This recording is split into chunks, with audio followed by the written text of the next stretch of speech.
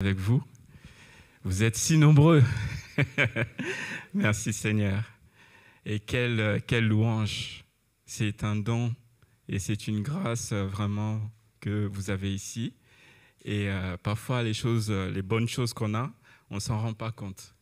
Donc je vous encourage vraiment à profiter des temps de communion avec une équipe de louanges comme ça. Profitez-en, profitez-en. Je disais à ma femme, au ciel, ça sera comme ça. Wow. Sérieusement, ça nous bénit. On va prier. Seigneur, merci pour ce temps que tu nous donnes ensemble. Merci Seigneur, on est toujours bénis d'être dans ta présence, de pouvoir écouter la parole. Comme disait David, vaut mieux un jour dans ta présence que 1000 ailleurs, Seigneur. On te prie, Seigneur, ce matin de venir, de nous communiquer quelque chose. Et parle-nous, Seigneur. Dispose nos cœurs. On veut t'écouter, Seigneur. Et que ce matin, chacun de nous puisse sortir avec une ressource spirituelle. Merci, Jésus. Amen. Donc, ce matin, je voulais vous partager sur la vision. Pour introduire la Sainte Seine. On va prendre la Sainte Seine ensemble. Donc, je voulais juste introduire sur ce sujet, sur la vision. On est tous appelés par le Seigneur. Comme les disciples qui étaient au bord de ce lac, en train de pêcher, en train de faire leurs histoires, leur petite vie tranquille, ils étaient là et le Seigneur est passé par là. Et il a dit... Suivez-moi, je ferai de vous des pêcheurs d'hommes. Le Seigneur, en disant ça, il a déposé un appel dans leur vie. Et cet appel est accompagné d'une vision qui va les nourrir, qui va les encourager pour certains d'entre eux. Et cette vision, pour certains, va les amener jusqu'au sacrifice, le sacrifice de leur vie. Et ils vont vivre quelque chose avec le Seigneur. Et nous aussi, nous sommes appelés par le Seigneur. Nous aussi, nous avons vécu une rencontre avec le Seigneur. Dans ce que nous faisions, il nous a dit, abandonne ça, viens, suis-moi, et je vais changer ta vie. Je vais te donner un nouveau nom. Je vais te donner une nouvelle direction. Je vais te donner des nouvelles ressources. Tu ne seras plus le même. Tu ne seras plus celui qu'on te connaissait avant. Tu vas devenir... Pierre. On connaît l'histoire de Pierre. Alors, c'est vrai que dans notre marche avec le Seigneur, parfois on peut être juste dans la facilité, dans l'habitude, dans le confort. Je viens à l'église, je profite, je suis content, je suis heureux, c'est bien. Et ma vie tranquille, lisse. Comme pourraient dire les gens, les citadins, pour nous les Lyonnais par exemple, métro, boulot, dodo. Voilà, une vie tranquille en soi. Et dans cette vie-là, est-ce qu'on peut vivre quelque chose avec Dieu? Est-ce qu'on peut espérer rencontrer la puissance de notre Dieu? Rencontrer l'œuvre accomplie par notre Dieu? Parfois, Dieu veut nous sortir de cette vie de confort. Il veut nous sortir de ses habitudes. Il veut nous sortir de cette vision routinière. Il veut nous amener ailleurs. Nous avons besoin d'un rêve enchanté. Nous avons besoin d'une vision qui peut nous émerveiller dans notre vie au quotidien. Et ce qui est merveilleux en tant qu'enfant de Dieu, le Seigneur peut faire cela dans notre vie. Nous ne sommes pas tenus de nous contenter du minimum. Nous ne sommes pas tenus de rechercher juste un peu. Un peu. Le Seigneur nous invite à avoir plus. Il nous invite à sa table. Il nous invite à être ses frères, ses sœurs, des co-héritiers avec lui. Avoir plus. Ça vient de la vision. Ça vient de ce que Dieu peut faire dans notre vie. Et oui, Et c'est cette vision qui va nous sortir de la routine. C'est cette vision qui va nous sortir de notre vie monotone. Parce qu'une vie qui est juste linéaire, au bout d'un moment, devient lassante. Au bout d'un moment, on se dit, mais peut-être que je pourrais vivre mieux ailleurs. Peut-être que je pourrais essayer autre chose que de la prière, que d'écouter la parole de Dieu, que d'étudier la parole, que de marcher avec le Seigneur. Parce que c'est devenu monotone. Et c'est là où on a besoin du Seigneur pour qu'il nous révèle quelque chose. C'est là où on a besoin que le Seigneur dépose quelque chose dans notre vie. Quelque chose qui va mettre de la lumière, de l'éclairage et nous transformer, nous amener plus loin. Parce que si on reste dans la routine, le risque c'est d'abord de perdre cette vision, de perdre le Seigneur de vue. On peut perdre le Seigneur de vue. Parce que les disciples, je disais tout à l'heure, il les a appelés, il les a dit « suivez-moi ». Mais quand on suit le maître, on doit toujours savoir où se trouve le maître. On doit toujours le garder en vue pour que quand le maître avance, nous aussi on avance. Quand il s'arrête, nous aussi on s'arrête. Quand il dit accélérons, on peut accélérer avec lui. Mais si on perd le maître de vue, alors qu'est-ce que nous faisons? Nous marchons dans le brouillard.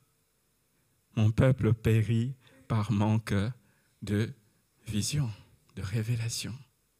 On a besoin de cette révélation. Il y a une personne qui a vécu ça dans la Bible. Je parlais de Pierre. Il y a une personne qui a vécu cette révélation. Avant d'être appelé par le Seigneur, Pierre avait aussi sa petite vie tranquille. Moi, je dis ça comme ça, bateau, pêche, dodo. Il était tranquille.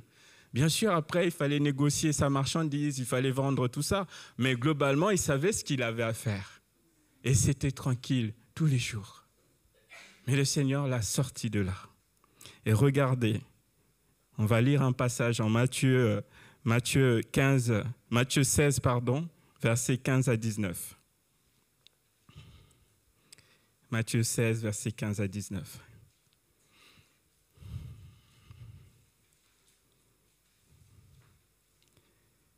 Et je lis donc, « Et vous, leur dit-il, qui dites-vous que je suis ?» Simon-Pierre répondit, « Tu es Christ, le Fils du Dieu vivant. » Jésus, reprenant la parole, lui dit, « Tu es heureux, Simon, fils de Jonas, car ce ne sont pas la chair et le sang qui t'ont révélé cela, mais c'est mon Père qui est dans les cieux. Et moi, je te dis que tu es Pierre, et que sur cette pierre, je bâtirai mon église, et que les portes du séjour de mort ne prévaudront point contre elle. Je te donnerai les clés du royaume des cieux. Ce que tu lieras sur la terre sera lié dans les cieux, et ce que tu délieras sur la terre sera délié dans les cieux. » Amen. Quelle vision magnifique. On connaît la vie de Pierre. Pierre, c'est celui qui avait peur. Pierre, c'est celui qui va passer par des émotions différentes à différents stades de sa vie. Mais d'entrer ici, après l'avoir appelé, Jésus lui donne une vision. Et c'est ça qui va tenir Pierre. C'est ce qui va faire que Pierre va devenir ce personnage que nous connaissons. Je ne sais pas combien de personnes ici dans l'église s'appellent Pierre. Pourquoi ce prénom est devenu aussi fameux? Parce que c'est quelqu'un qui a porté quelque chose d'incroyable. Et Dieu nous propose cela. Dieu nous invite à vivre quelque chose comme ça. Il nous invite à avoir cet appel. Ne nous contentons pas seulement d'être à l'église et de vivre une vie tranquille. Mettons-nous un peu en difficulté. Mettons-nous un petit peu à l'épreuve, nous-mêmes. Disons-nous, mais est-ce que je ne peux pas vivre plus avec le Seigneur? Est-ce que je ne peux pas aller chercher un peu plus avec le Seigneur? Est-ce que je ne peux pas avoir plus de vie en profondeur avec Dieu? Je ne peux pas monter de niveau? J'ai toujours fait ça. J'ai toujours vécu de cette manière. Mais Seigneur, est-ce que je peux aller un peu plus loin avec toi? Je veux vivre quelque chose d'autre. Je veux te connaître différemment. Tu peux peut-être me donner une révélation et me conduire un peu plus. La vision vient de la révélation du Saint-Esprit dans notre vie. C'est c'est cette révélation qui va nous révéler qui est réellement Christ. Et quand nous avons la révélation de qui est Christ, Christ va déposer, comme il l'a fait dans la vie de Pierre, il va déposer quelque chose dans notre vie. Et à chaque saison dans notre vie, on a besoin de demander cela au Seigneur. Je vais vivre quelque chose avec toi. Je vais aller plus loin. Donne-moi une révélation pour cette saison. Donne-moi une révélation pour cette nouvelle étape de ma vie. Je ne veux plus être comme j'étais avant. Transforme-moi, nourris-moi. Je veux vivre quelque chose en plus avec toi. La vision va amener la consécration.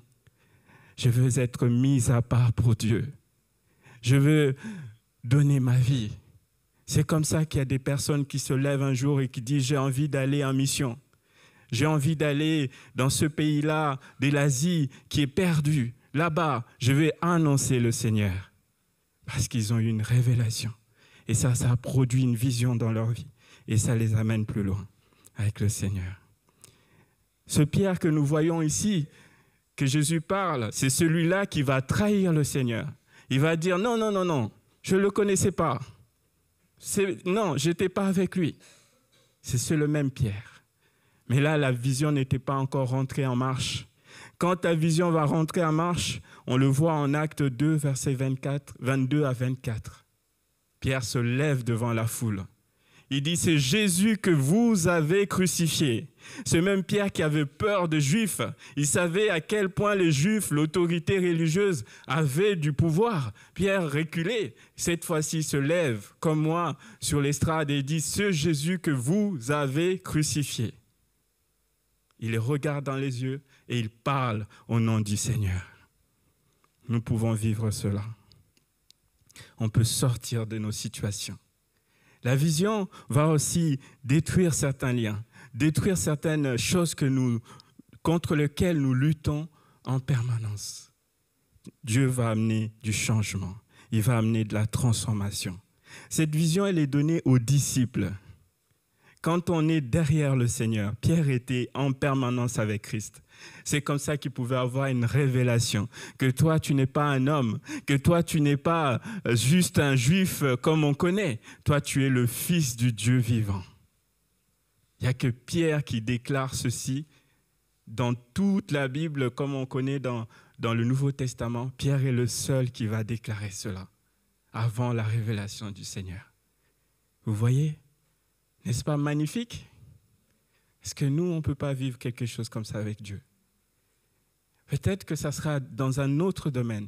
Peut-être que ça sera dans notre appel. Même si nous sommes déjà dans notre appel, quel que soit ce que nous faisons, nous devons avoir ce cœur qu'on doit aller plus loin. On doit vivre plus avec le Seigneur. Non pas dans la loi, non pas dans les obligations, non pas dans la performance. Il n'y a pas de juge. Il n'y a pas de notes. C'est Dieu.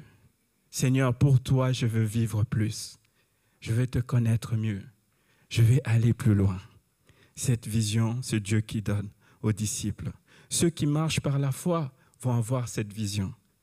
Ceux qui aiment l'enseignement du Maître, de Christ, vont avoir la vision. Ceux qui aiment la vie dans le corps auront cette vision. Et ceux qui ont l'ambition avec Christ, de l'ambition avec Dieu.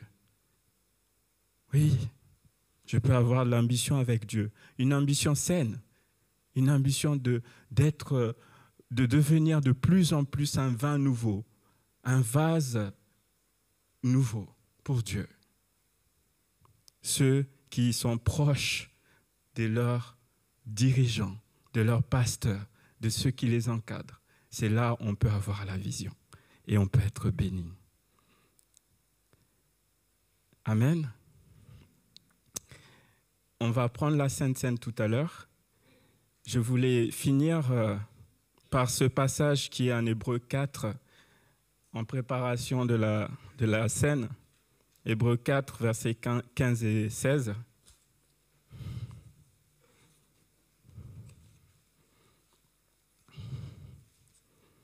Hébreux 4, versets 15 et 16.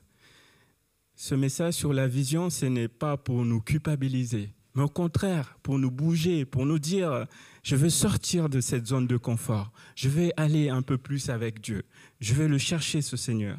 Et regardez, le Seigneur, il est toujours disponible. Il nous invite à sa table. Il veut qu'on s'approche. Quand on s'approche, et il se révèle à nous.